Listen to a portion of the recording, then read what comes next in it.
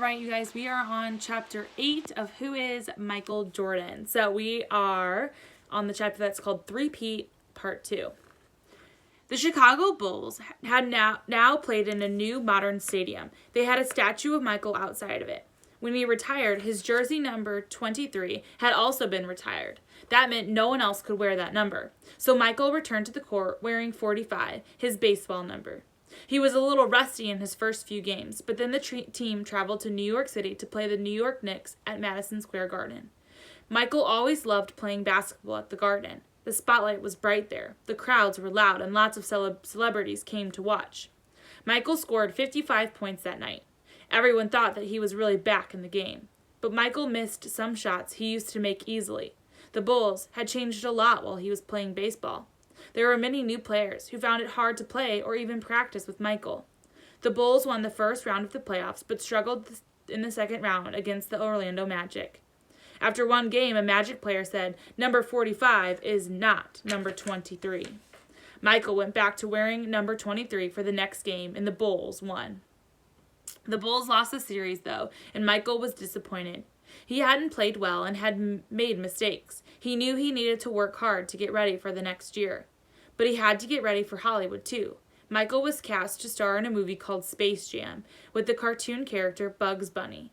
And the two had already starred in a Nike ads playing basketball together. Bugs Bunny wore Hair Jordans. Get it? Hair Jordans? Instead of Air Jordans, Hair Jordans. In the commercials. Space Jam was released in 1996. It was a huge hit, earning $230.4 million worldwide to date. While working on Space Jam, Michael had a basketball court built next to the movie studio. He practiced every time he had a break during the film shoot. Soon, other NBA players began to stop by the court when they were in Los Angeles. Michael got a chance to play against All-Stars almost every day. After filming ended, Michael was excited for the beginning of the next basketball season. The Bulls had made one key change. They added Dennis Rodman, one of the best rebounders in the league. He was famous for his crazy stunts off the court, but his Bulls teammates found Dennis to be quiet and hardworking. Michael seemed more driven than ever. He wanted to prove that he could still win. He pushed his teammates hard during practice. Some of them found it difficult to work with him. The team managed to come together at a game time, though. They won a record 72 games during the 1995-96 season. The Bulls defeated the Seattle Supersonics in Game 6 to win the NBA Finals. The last game took place on Father's Day. After they won, Michael grabbed the game ball and cried in the locker room. The memory of his father and the pressure he'd put on himself to win overwhelmed him. But Michael immediately promised that the Bulls would be back next year to win another championship, and they were. The Bulls faced the Utah Jazz in the 1997 NBA Finals, and after 4 games, the series was tied 2-2. Michael woke up sick the morning of Game 5. He had the flu. He didn't go to practice. Instead, he spent the day with the team trainer, trying to find ways to feel better.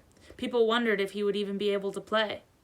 Michael was sick, dizzy, and dehydrated, but he played anyway, scoring 38 points, and the Bulls won. They had a chance to win the series in Game 6. Michael had the ball near the end of the game. Jazz players swarmed around him, but instead of trying a difficult shot, he passed the ball to a teammate, Steve Kerr, who made the winning basket. Michael finally trusted his teammates, and he didn't always have to take the big shot. And Steve Kerr is now the coach of the Golden State Warriors. The 1997-98 season wasn't easy. The team fought its way to the playoffs. They faced the Jazz again in the finals and got to Game 6 again. The clock ticked down towards 0. Scottie Pippen passed the ball to Michael. He took a shot and switched to the basket. Michael seemed to freeze in midair, holding the pose for a few seconds, as if someone had made a statue of him taking the perfect shot. The game ended and the Bulls were champions once again. With Michael, they had completed 2 sets of championship three-peats, from 91 to 93 and from 96 to 98. It would be a hard act to follow. And that is where we'll stop, and we will read chapter 9 tomorrow.